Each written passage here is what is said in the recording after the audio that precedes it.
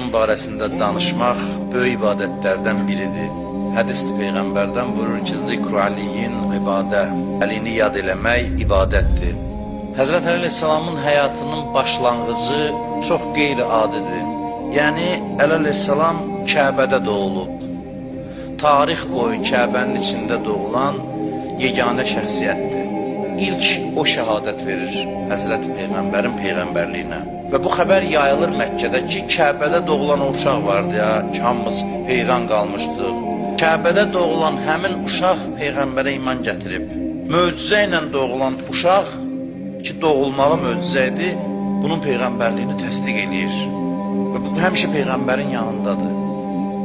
Və heç kəs Həzrət Əlidən bir dənə xoş olmayan rəftara şahidlik eləməyib uşaqlığı dövründə. Hamının gözünün qabağında Kəbənin divarı yarılsın, bir xanım ora daxil olsun, orada uşaqdan azad olsun, 3 gün orada qalsın. Ondan sonra çıxandan sonra Peyğəmbər dərhal onu qarşılasın, uşağı xanımdan alsın, götürsün. Hələ Peyğəmbərliyindən əvvəl.